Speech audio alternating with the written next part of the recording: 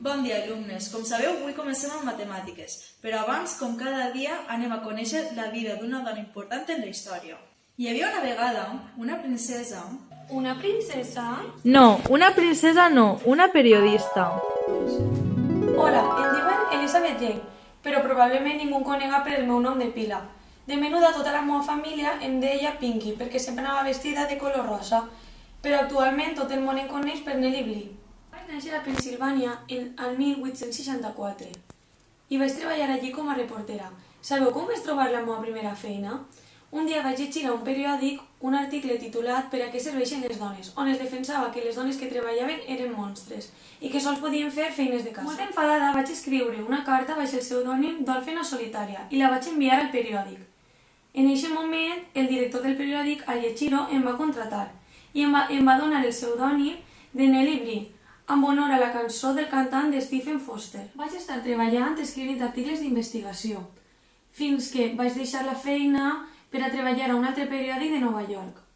En aquest periòdic van decidir enviar a un reporter per a treballar donant una volta al món fent referència a la novel·la de La volta al món en 80 dies de Jules Verne. Quan vaig ser elegida estava molt emocionada, perquè sabia que molta gent no estava d'acord en que una dona viatjara sola durant tant de temps, però jo no tenia por i sabia que ho anava a aconseguir. El dia 14 de novembre de 1889 vaig començar la volta al món des de Nova York. En França em vaig trobar amb Jules Verne, que em va dir que si feia la volta al món en 79 dies em felicitaria públicament. Després de 72 dies, 6 hores i 11 minuts, vaig tornar a Nova York amb molt d'orgull del que havia aconseguit. L'any 1895 em vaig casar amb l'empresari Robert Seaman, però 9 anys després morí a causa d'una malaltia. Després d'un temps de dol, vaig començar a dirigir diverses empreses i vaig fer algunes millores d'horaris i salaris per als meus treballadors i de sanitat. Quan començarem a tindre pèrdues, vaig tindre que buscar feina a un altre periòdic de Nova York per a poder afrontar els deutes. Actualment estic fent un reportatge sobre el sufragi femení, perquè sé que tard o pront ho anem a aconseguir. Cada dia somie en un temps on hi hagi igualtat entre homes i dones. Bon dia, avui comencem en valencià, però abans anem a llegir la vida d'una dona important en la història. Hi havia una vegada una princesa... Una princesa? No, una princesa no, una educadora que també va ser metgessa.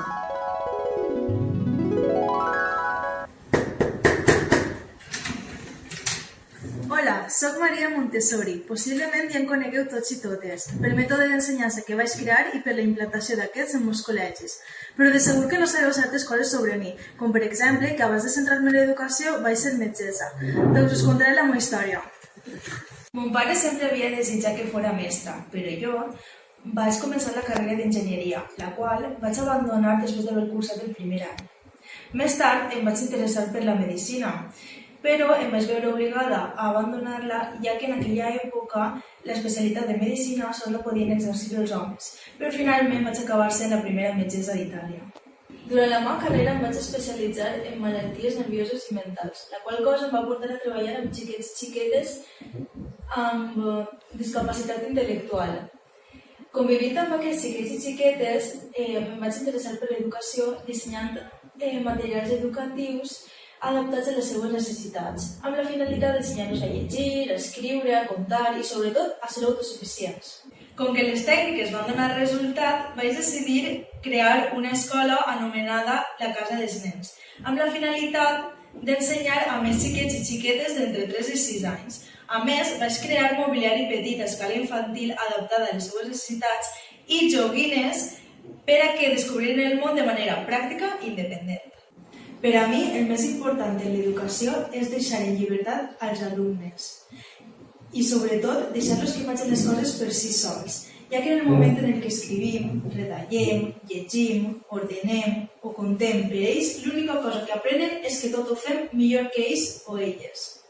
Així que, futurs mestres, deixeu volar els vostres alumnes. No hi ha res més bonic que aprendre dels errors. Adeu!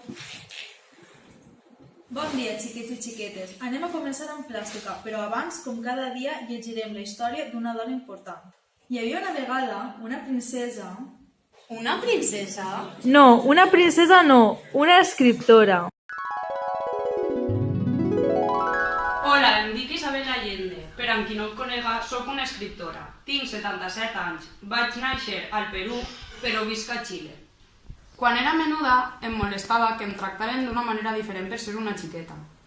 M'agradava escriure i estava fascinada per les persones i les històries del meu voltant, fins al punt en què vaig decidir ser periodista. Un dia vaig entrevistar a Pablo Neruda, un famós poeta xilè, i mai oblidaré el que em va dir. Tens una gran imaginació. Hauries d'escriure novel·les i no articles de diari. Uns anys després estava a Venezuela i vaig rebre la notícia que el meu avi estava molt malalt. Com que no podia tornar a Xile, vaig decidir escriure-li una carta. Mentre escrivia, vaig veure que no podia parar. Vaig parlar de la meva família, de les persones que estaven vives i de les que estaven mortes també. Vaig parlar d'un dictador cruel, d'històries d'amor apassionades, d'un terratrèmol terrible, de poders sobrenaturals i d'esperits. La carta es va fer tan llarga que es va convertir en una novel·la. L'any 1982, La Casa de los Espíritus va tindre un èxit immens i em va convertir en una de les novel·listes més famoses del nostre temps. Des d'aleshores, he escrit 23 llibres i he guanyat més de 50 premis literaris. Soc una de les autores més llegides al món, amb més de 74 milions de llibres venuts i traduïts a 40 idiomes. A més de la meva tasca com a escriptora, dedique gran part del meu temps als drets humans. Després de la mort de la meva filla l'any 1992, vaig crear una fundació caritativa, en honor a ella, dedicada a la protecció i empoderament de dones i xiquets. Actualment, visc a Califòrnia. Bon dia! Avui comencem amb socials, però abans, com cada dia, anem a llegir la vida d'una dona important en la història. Hi havia una vegada una princesa... Una princesa? No, una princesa no, una rapera.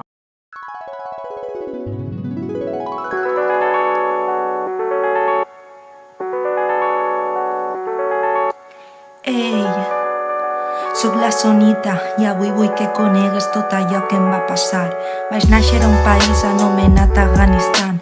El mal és que vivíem baix el règim talibà. Allí ser una nena sí suposa un problema. El joc acaba abans de que hagi començat. Només tenia 10 anys quan la mare em va avisar. Sonita, filla meua, ja és hora de marxar. Què dius, mare? No t'entenc, deixa'm anar a jugar. El joc acaba abans de que hagi començat. No vull callar. Diuen que així estic més bonica, més lleial. No vull callar. Estic cansada del silenci, sols demane llibertat. La guerra va esclatar i la boda es va anul·lar.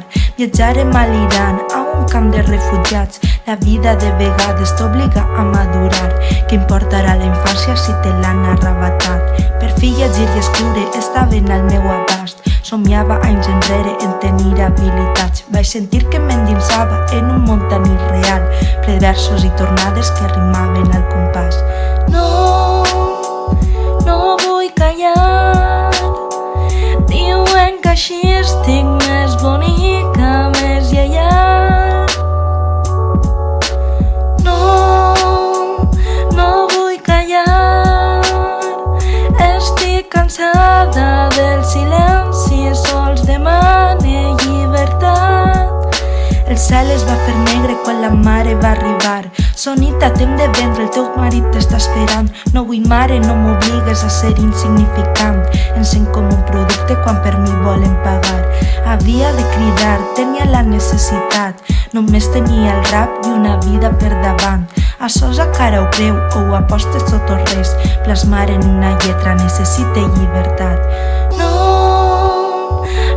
vull callar. Diuen que així estic més bonica, més lleial. No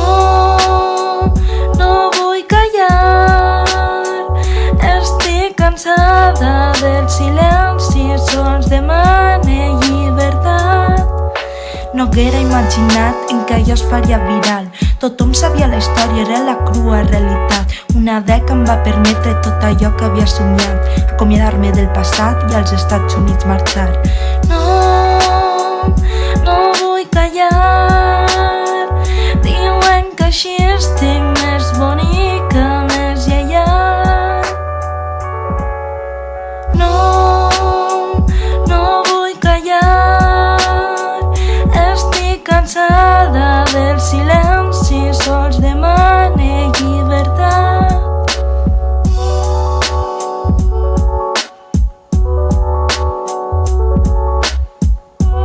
Per totes les nenes rebels que lluiten contra una societat patriarcal, que ningú vos mane callar.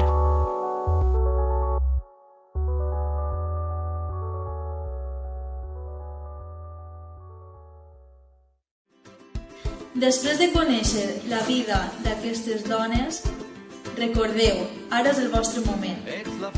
Somieu en gran, aspireu a més, lluiteu amb fermesa i en cas de dubte, recordeu, vosaltres teniu raó. Seràs